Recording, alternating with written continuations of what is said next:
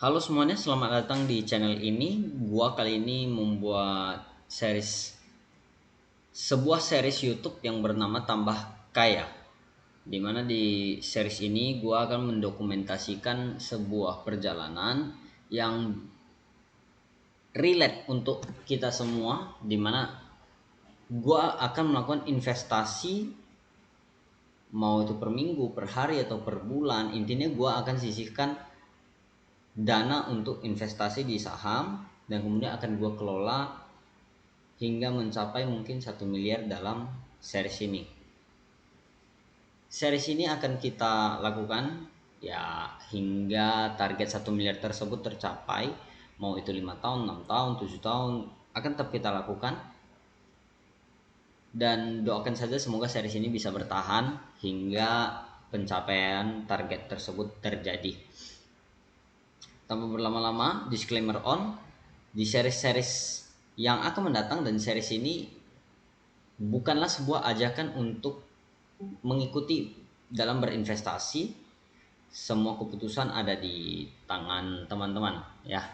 Dan ini hanya saya hanya niat untuk melakukan dokumentasi sebenarnya. Ya, mohon dimaklumi saja jika ada yang salah ya. Oke, langsung saja. Gua akan investasi di saham yang namanya BKSL. Sebenarnya saya sudah membeli saham ini 2 hari yang lalu, tanggal 28 Juli ya, lebih tepatnya. Gua ada membeli sekitar ya, per ya ini BKSL. Gua ada membeli pembelian pertama itu gua membeli sebesar 200.000.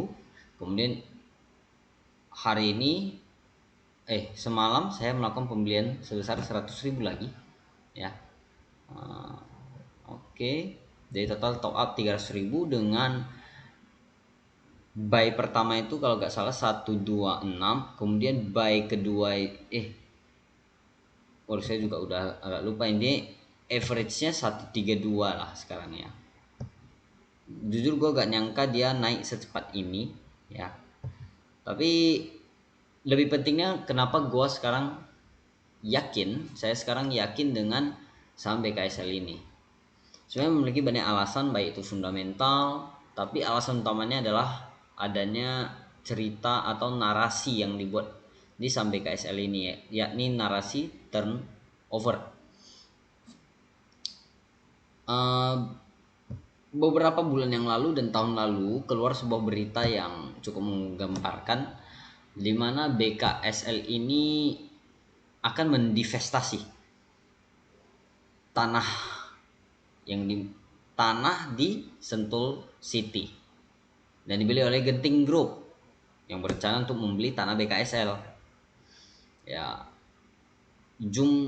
jadi saya akan menjelaskan maksud dari berita ini yang ada di depan. Genting Group ini ingin membeli tanah di Sentul City. Nah, di Sentul itu tanah itu mayoritas dimiliki oleh si BKSL ya, sekitar 3.100 hektar kalau nggak salah BKSL ini punya. Nah, area pembelian si Genting ini salah satunya ada area si BKSL. Total pembelian si Genting ini ada 2 triliun kurang lebih ya. 2 triliun kurang lebih.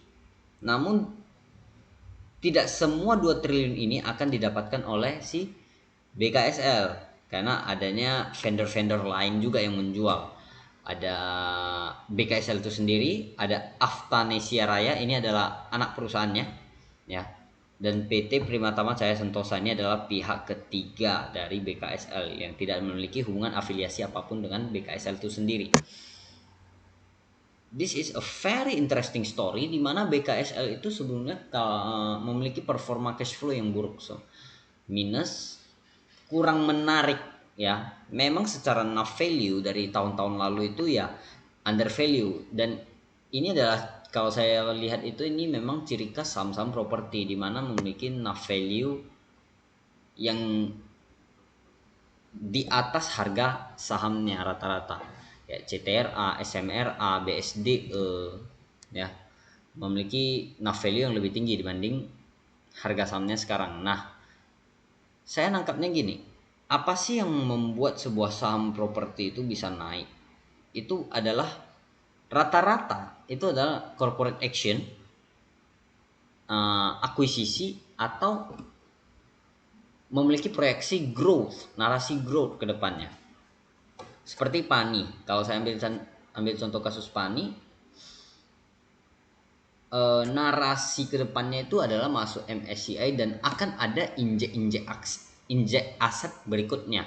Makanya mungkin ada narasi right issue di mana akan diinjek lagi. Nah, itu akan meningkatkan harga saham. Bukan meningkatkan, berpotensi ya, lebih ke arah berpotensi meningkatkan harga saham.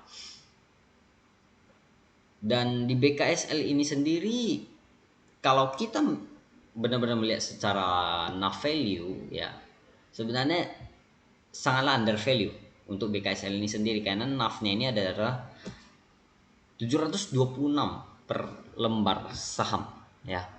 Dan harga sekarang itu kan 158 ya, naik luar biasa lah hari ini ya.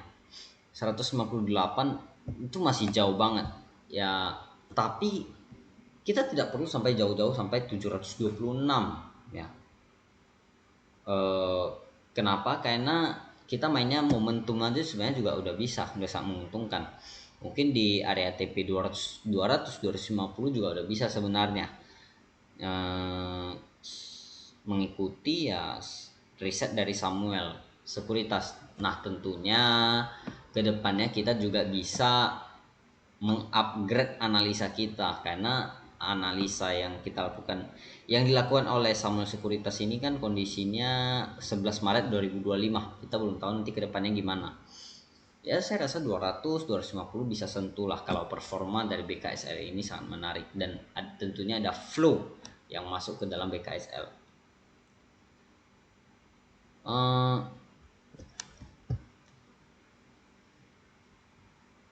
Saya akan memberi lihat ya, awal mula gimana Genting ini membeli si BKSL. Nah, pertama-tama setelah keluar berita ini ya, saya mencari informasi mengenai dari Gentingnya langsung, karena Genting ini kan adalah perusahaan publik di Malaysia. Memang benar sekitar 80 hektar dan 72 hektar. Jadi total itu adalah 152 hektar.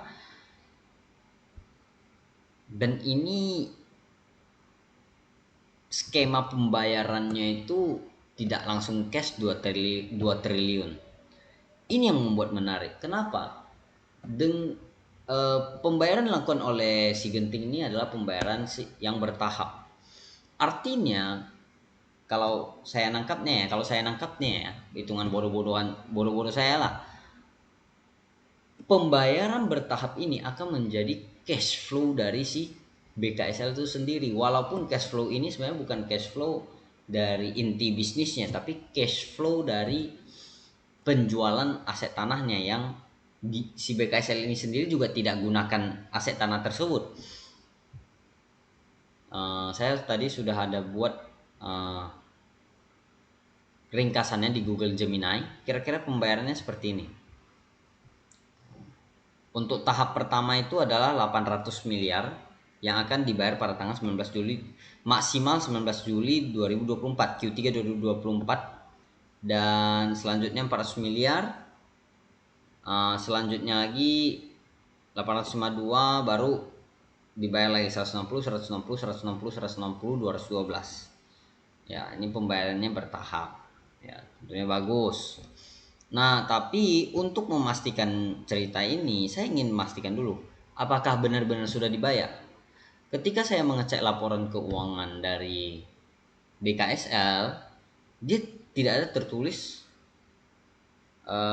adanya masuk sekitar 800 miliar ini dan 400 miliar ini. Jadi saya tentunya heran, akuisisi ini jadi atau tidak.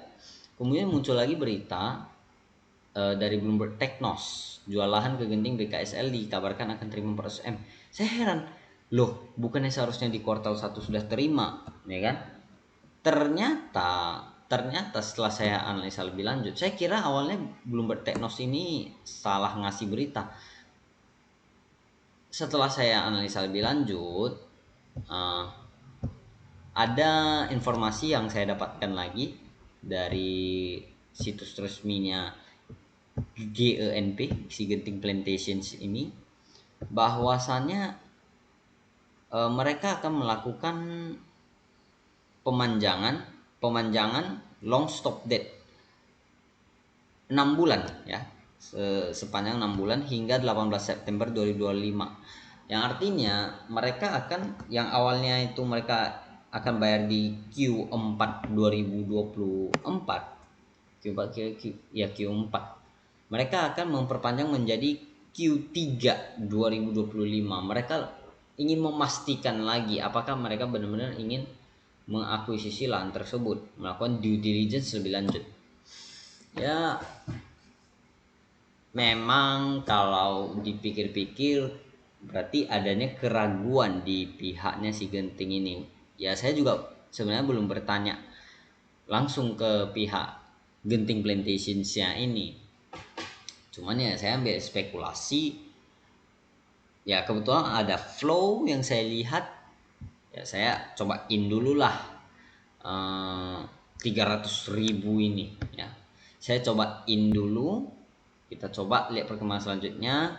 Ini hari ini sebenarnya nanti waktu jam bursa buka ini saya nanti mau nanya ke Genting Plantations-nya ini terhadap perkembangannya. Tentunya dengan menggunakan trik agar pertanyaan kita itu bisa dijawab, nggak dianggap hanya pertanyaan sampah atau pertanyaan kecil-kecilan ya, mengenai perkembangan mereka. Pakai trik lah sedikit ya.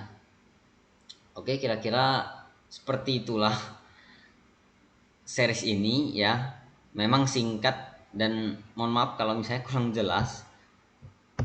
Berikan kritikan kalau misalnya ya memang video ini nggak bagus sih sebenarnya sih. Saya juga nggak tahu ini apa kurangnya, masih tolol lah. Tolong dibantu ya.